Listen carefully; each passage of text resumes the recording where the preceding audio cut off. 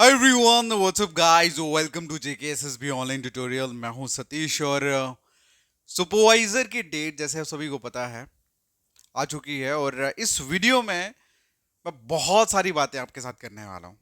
तो स्टार्ट करने से पहले ही बता दूं कि जो मुझे सुनते हैं, जिनको मुझे सुनना अच्छा लगता है, सिर्फ वही ये वीडियो देखें, बिकॉज कुछ बातें, कुछ ऐसे क्वेश्चंस के आंसर इस वीडियो में मैं करने वाला हूं जो मुझे लास्ट कुछ टाइम से पूछे गए आप लोगों के थ्रू।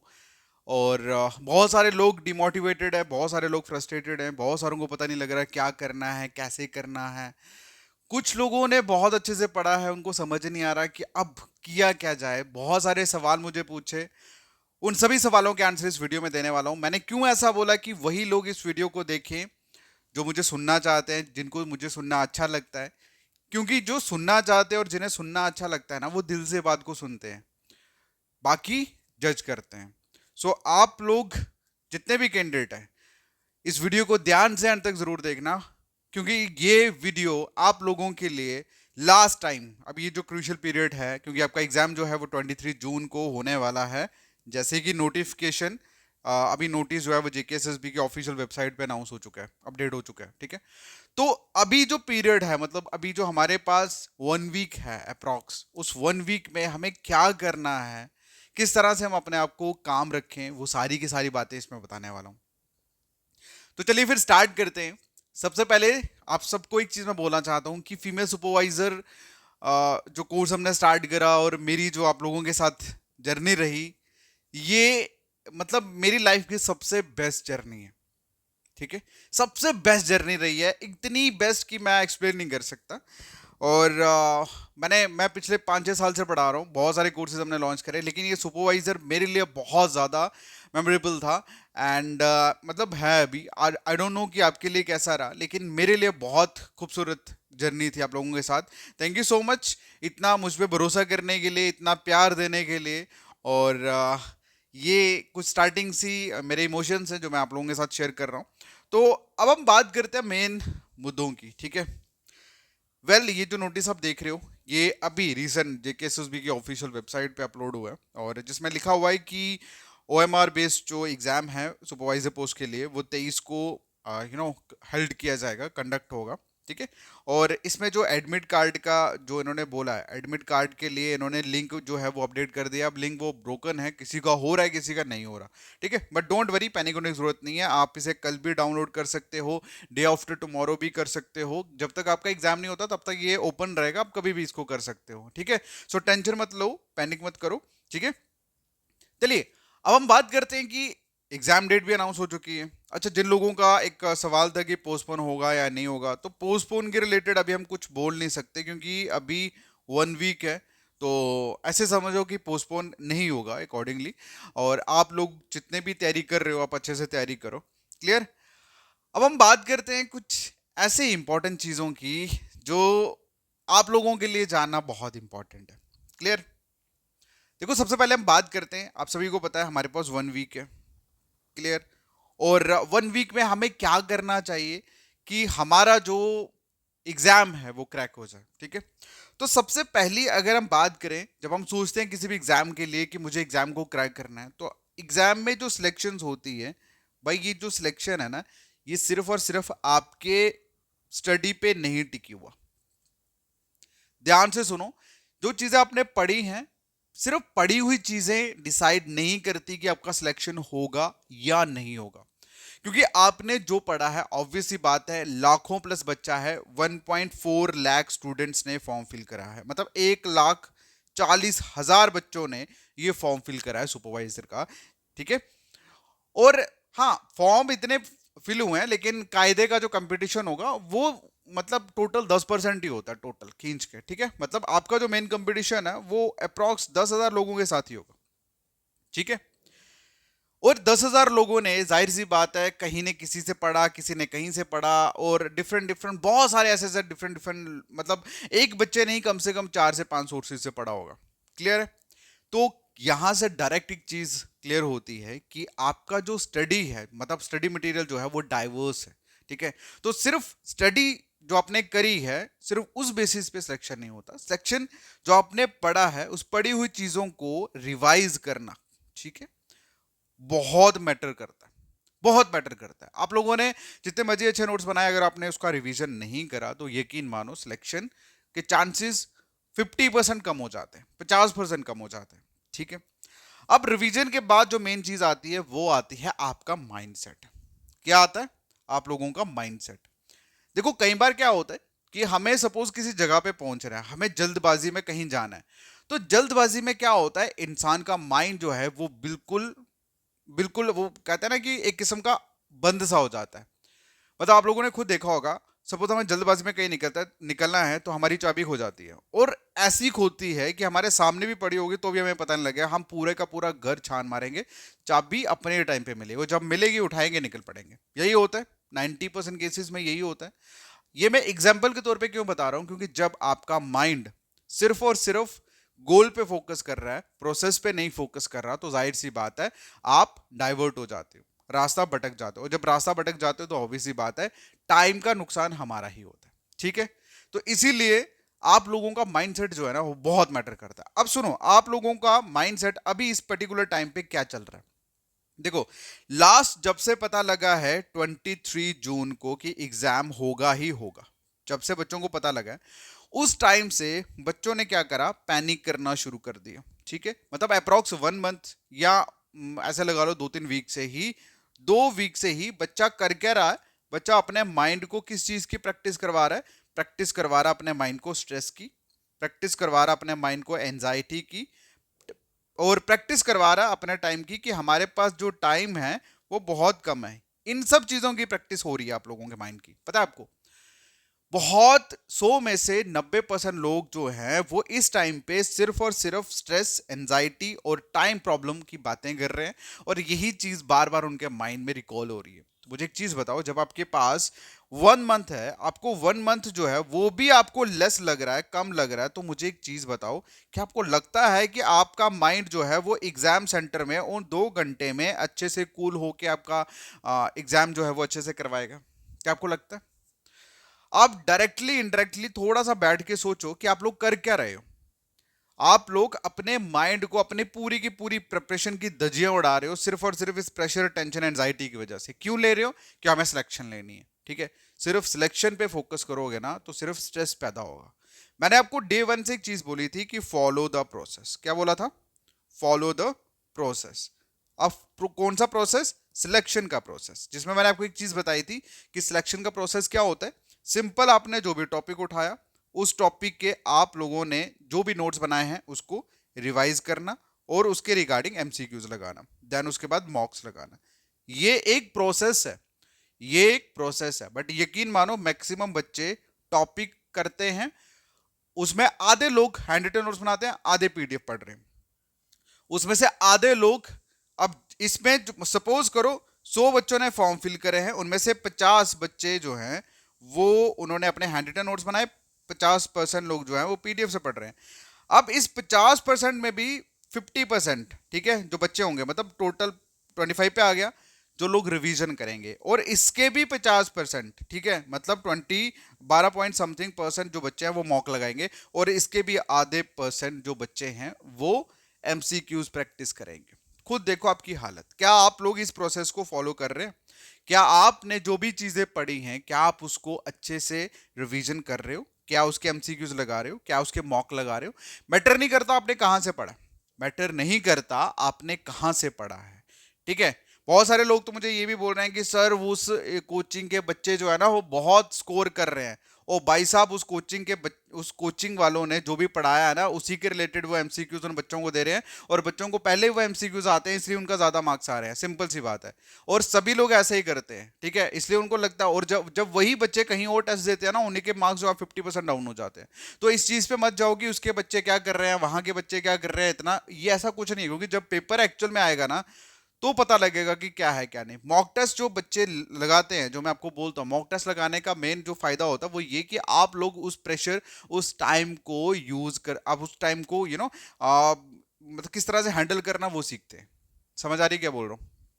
इसीलिए जब तक सिलेक्शन सिलेक्शन चिल्लाओगे तब तक सिंपल सिर्फ स्ट्रेस, एंजाइटी और प्रॉब्लम क्रिएट होगा, दैट्स ऑल।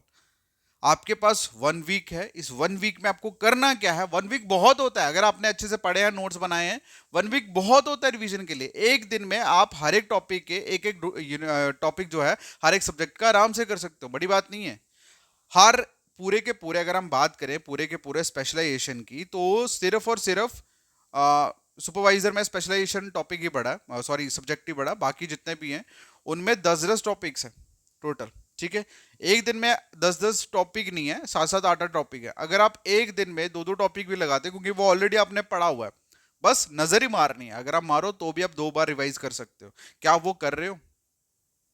दूसरी चीज मैं आपको बता दूं कि एग्जाम में जो चीज आप, मैं हमेशा कंसाइज पे क्यों फोकस करा, क्योंकि कंसाइज मटेरियल जो होता है ना, वो आपको एनफ टाइम देता है रिवीजन के लिए, और एनफ टाइम देता है उसके एमसीक्यूज प्रैक्टिस के लिए, और एनफ टाइम देता है आपको मॉक लगाने के लिए। इसीलिए मैं हमेशा फोकस करता हूं कंसाइज मटेरियल में, क्योंकि अगर आपने एक चीज को 10,000 बार प्रैक्टिस कर लिया ना, वो ज्यादा पावरफुल होगी एज कंपेयर टू 10,000 चीजों को करना जिसे आपने सिर्फ एक बार पढ़ा।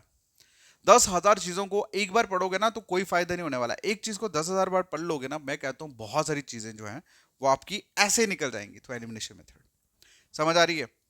तो इस वीडियो के थ्रू मैं आपको सिर्फ इतना बताना चाहता हूं लास्ट मोमेंट पे, कि अपनी जो माइंड सेट है उसको थोड़ा चेंज करो। क्योंकि आप लोग जो भी अपने माइंड में घुसा रहे हो या इस पर्टिकुलर टाइम में जो फील कर रहे हो, वही सेम फीलिंग आप एग्जाम सेंटर में करोगे। अगर आपको अभी लग रहा है कि टाइम कम है, जो भी है, तो आप एग्जाम सेंटर में जाके भी पैनिक करोगे। मैटर नहीं करता आपने कितना परसेंट पढ़ा है, कितना पढ़ा है, अच्छे से पढ़ा है, कहां से पढ़ा है, कोई मैटर नहीं करता। अगर आपने इस मोमेंट पे कूल माइंड, अपने माइंड को कूल करके अच्छे से प्रोसेस को फॉलो नहीं करा, तो आप एग्जाम में जाके भी बुरी हालत कर दोगे, एग्जाम में जाके भी पैनिक कर जाओगे। ठीक है, अब मोस्ट इंटरेस्टिंग बात जो मुझे आपसे करनी है, देखो अभी तक मैंने आपको सिर्फ यही समझाया कि एग्जाम में अभी जो आपके पास 1 वीक पड़ा है, आपको करना क्या है। आपको सिंपल कुछ भी नहीं करना। आपने जो भी नोट्स बनाए हैं उन सभी नोट्स के आपको अच्छे से रिवीजन जो है वो करनी है, और उसके बाद एमसीक्यूज प्रैक्टिस करनी है, प्लस मॉक। मॉक और एमसीक्यू सेम ही चीज है मतलब। ठीक है, ये 3 चीजें जो है, 4 चीजें ही आपको करनी है, सिंपल यही करना है। ठीक है, और भरोसा करना है कि मेरा सिलेक्शन हो जाएगा। क्या करना है? भरोसा करना है मेरा सिलेक्शन हो जाएगा। बहुत खूबसूरत चीज है भरोसा करना। भाई अगर आप खुद पे भरोसा नहीं करोगे ना, कोई तीसरा बंदा आके आप पे नहीं करने वाला। याद रखना एक चीज, समझ आई?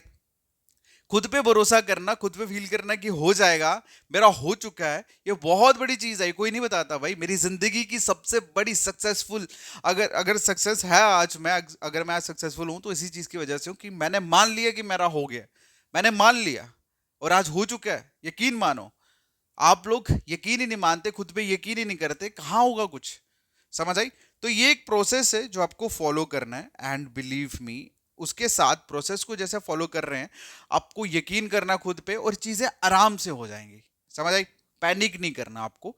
ठीक है, पैनिक करोगे तो लास्ट एग्जाम में भी उन 2 घंटों में भी पैनिक कर जाओगे, कुछ भी नहीं होगा। ओके, अब हम बात करते हैं कुछ नेक्स्ट। जो ये था आप लोगों का फर्स्ट क्वेश्चन, जिसका आंसर मैंने दिया आपको, कि माइंड को कूल कैसे करना, आपको किस चीज पे ज्यादा फोकस करना, आपको बेसिकली प्रोसेस पे फॉलो करना है इन 7 दिन में। ठीक है, अब दूसरा जो क्वेश्चन था वो ये था कि सर मेरा अभी 70% हुआ है, मेरा 80% हुआ है, मेरा 90% हुआ है, या मेरा अभी पूरा कंप्लीट नहीं हुआ। ठीक है, मैं क्या करूं? जिन बच्चों का 70% हुआ है, 80% हुआ है, या 90% हुआ है, ठीक है, जितने भी कैंडिडेट, जितना आपने जितना भी परसेंट करा है, ठीक है, आपको अब करना क्या है? जितना भी आपने पढ़ा है बस उसी चीज को अब आपने रिवाइज करना है। क्या करना है? आपने चाहे 50% ही क्यों ना पढ़ाओ, बस आपको रिवाइज करना है। आप रिवाइज करना है। और हाँ, अगर कुछ ऐसे, देखो मैं आपको एक चीज बोल देता हूँ, जैसे किसी ने इंडियन हिस्ट्री या इंडियन ज्योग्राफी या कुछ ऐसे सब्जेक्ट है, जाहिर सी बात है ऐसा तो कोई है नहीं कि जिसने उसको बिल्कुल भी आइडिया नहीं होगा उन सब्जेक्ट के बारे में। आइडिया तो डेफिनेटली होगा, बट आपको उन आइडिया में करना क्या है? आप एमसीक्यूज लगाइए। जो चीज आपने नहीं पढ़ी उसको, थ्योरी नहीं, एमसीक्यूज लगा लो आप उनके, विल बी बेटर। ठीक है, जितना भी आपने पढ़ा है, चाहे आपने 70% करा है, 80% करा है, या 90% करा है, अब आपको सिंपल रिवाइज करना और एमसीक्यूज प्रैक्टिस करना है, दैट्स ऑल। नई चीज को नहीं पढ़ना। क्लियर? सिर्फ एमसीक्यूज प्रैक्टिस करना है, रिवीजन करना, बस यही करना है।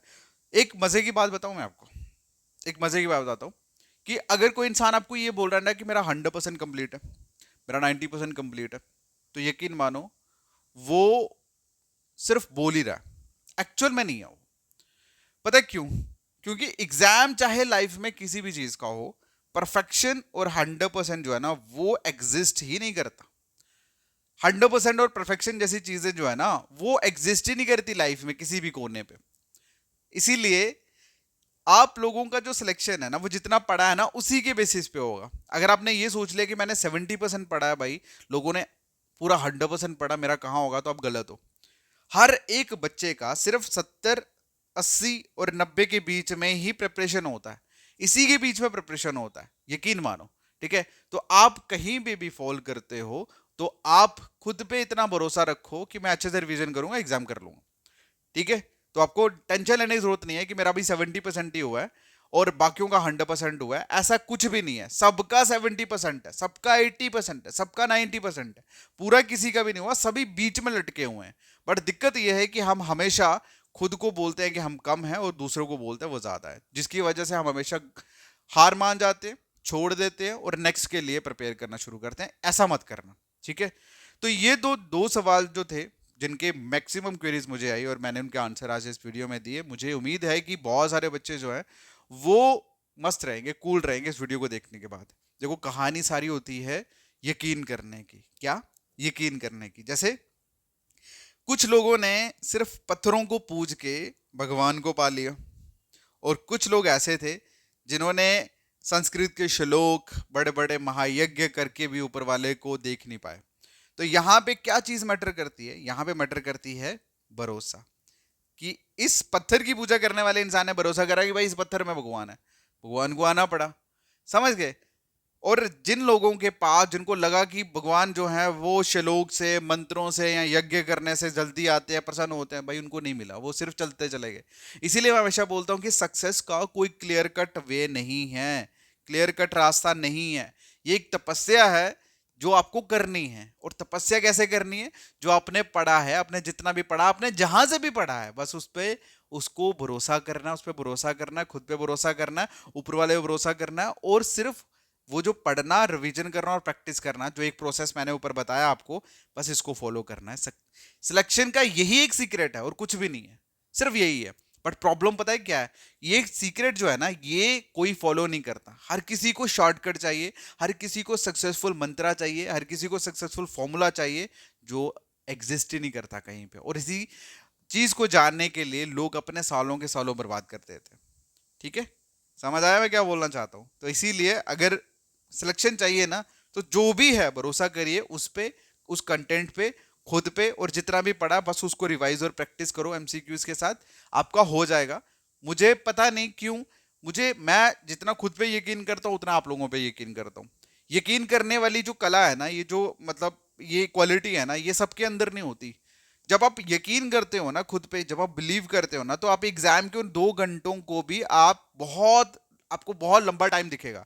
बट जब आपको यकीन नहीं होता ना खुद पे, तो ये 2 घंटे भी ना आपको सिंपल 10 मिनट की तरह लगते हैं। तो आप खुद सोचो कि यकीन करना खुद पे कितना इंपॉर्टेंट है।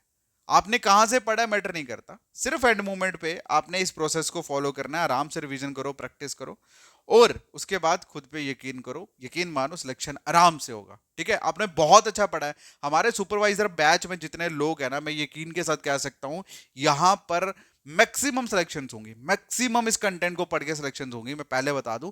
लेकिन वो तभी होगी जब आप एंड मूवमेंट तक अपनी फाइट जो है वो मारोगे। अगर आपने बीच में छोड़ दिया ना, तो लास्ट में पछतावा हो जाएगा। ठीक है, बाकी मैं आप लोगों से बस ये रिक्वेस्ट करूंगा कि आराम से पढ़ो, अच्छे से पढ़ो, आपका टाइम है, खुद पे बिलीव करो, आराम से सब कुछ होगा। ठीक है, तो ये मेरी बेस्ट विशेष है, मेरी दुआ है आप सबको कि जो बच्चा अच्छे से पढ़ेगा उसका सिलेक्शन होगा। बाकी all the best guys, thank you so much. बाकी कल परसों से मैं फिर से अगेन एक्टिव हो रहा हूँ और हम मिलके साथ में काम करेंगे। ठीक है, टेक केयर, बाय बाय।